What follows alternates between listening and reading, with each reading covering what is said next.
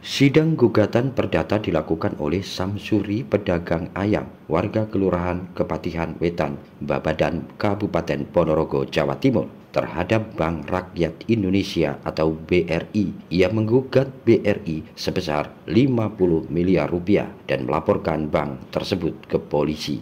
Kasus berawal saat rumah yang ditempati Samsuri dipasang stiker sebagai penunggak angsuran. Padahal Samsuri tidak pernah hutang di BRI dan tidak pernah menjadikan rumahnya sebagai jaminan pinjaman. Karena kecewa dan merasa dipermalukan, Samsuri mengadukan penempelan stiker ini ke Polres Ponorogo.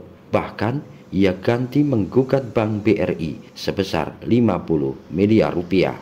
Sidang gugatan perdana digelar 2 minggu lalu, namun ditunda. Sidang kedua digelar Senin siang, namun kembali ditunda karena kuasa hukum BRI tidak melengkapi legalitasnya. Surat kuasa yang diberikan sudah kadaluarsa. Kuasa hukum Samsuri, Haris Ashar, mengaku kecewa dengan penundaan sidang kedua ini. Bahwa setelah dikasih waktu 2 minggu, perusahaan besar yang namanya Bank Rakyat Indonesia masih belum sempurna untuk melengkapi dokumen bagi kuasa hukumnya mewakili perusahaan tersebut menghadapi seorang pedagang ayam Samsuri. Jadi ngadepin pedagang ayam aja ngurus dokumen nggak lengkap-lengkap.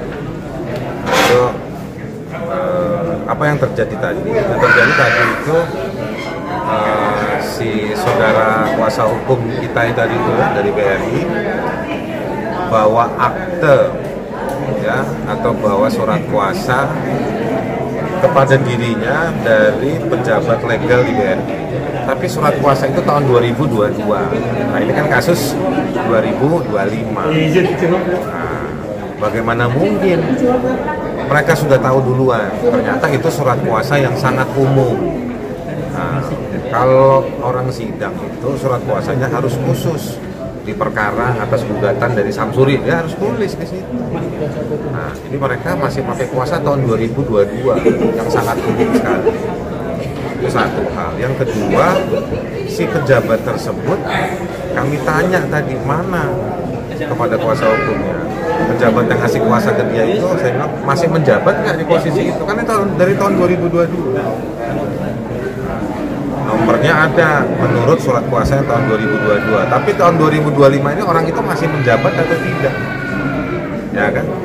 Nah, nggak jelas tuh surat kuasa tersebut dan surat keterangan apakah orang itu masih menjabat.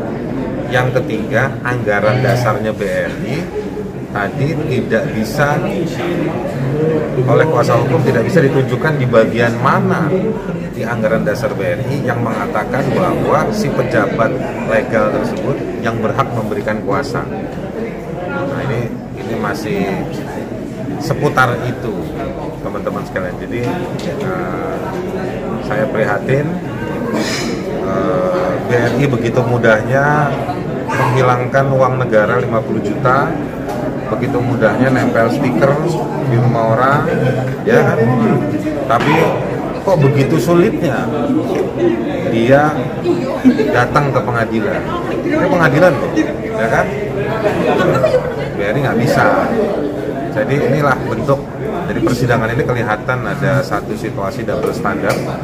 Kalau menguyong-uyong orang gampang, tapi ketika diminta hadir, diminta pertanggungjawabannya di pengadilan, menurut saya BRI gelagapan. Penundaan sidang ini dilakukan karena tergugat belum siap.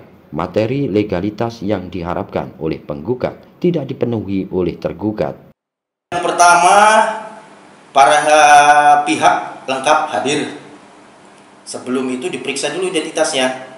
Karena ini semuanya pakai kuasa, ya, diperiksa dulu legalitasnya. Boleh mewakili, prinsipal tidak. Untuk penggugat tidak ada masalah, ya. Akan tetapi untuk tergugat satu dan turut tergugat satu masih ada ketidaklengkapan mengenai administratif. Artinya ini kan BRI itu badan hukum, ya, nggak mungkin kantornya dibawa ke sini. Berarti kan harus ada direksinya memberi surat tugas lagi kepada legalnya, legalnya memberi surat tugas dan surat kuasa lagi kepada jajaran di bawahnya untuk bersidang. Nah, itu ADRT-nya itu ada yang kurang nih sidang pertama, nggih. ADRT-nya itu tidak disertakan mengenai lengkap siapa direksi yang berhak pada saat itu. Sidang kedua dibuka kembali lengkap, ya. Penggugat juga sudah hadir lengkap. Tergugat, turut tergugat 2 hadir lengkap.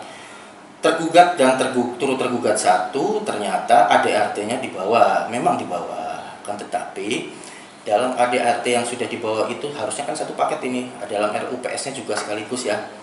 Tidak ada tercantum nama atau personal direksi yang menjabat pada saat itu siapa. Yang berhak memberikan kuasa kepada legalnya, ansih kepada yang bersidang pada saat ini gitu loh.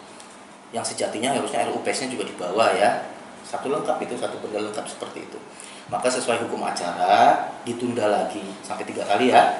Ditunda lagi untuk memberi kesempatan melengkapi. Dan itu juga sudah dipahami oleh pihak penggugat dan juga tidak ada keberatan oleh pihak penggugat karena memang seperti itu hukum acaranya. Kenapa sih harus seperti itu? Nanti mau mediasi.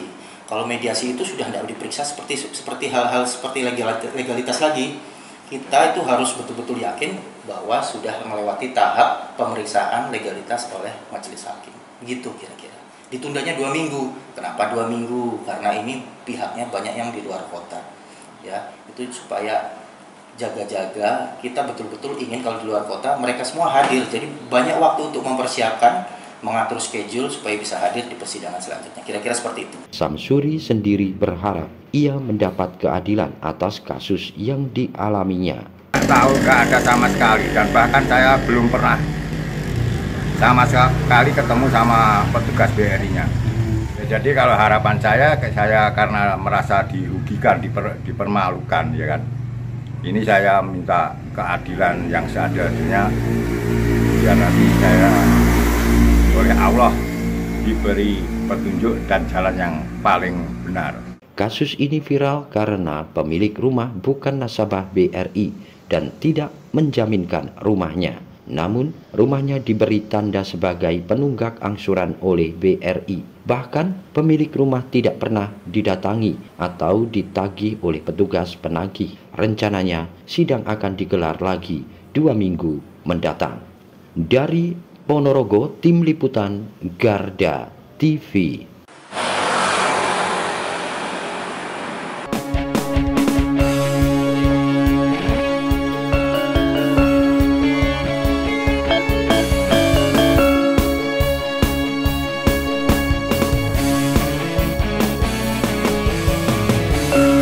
Revolusi Multi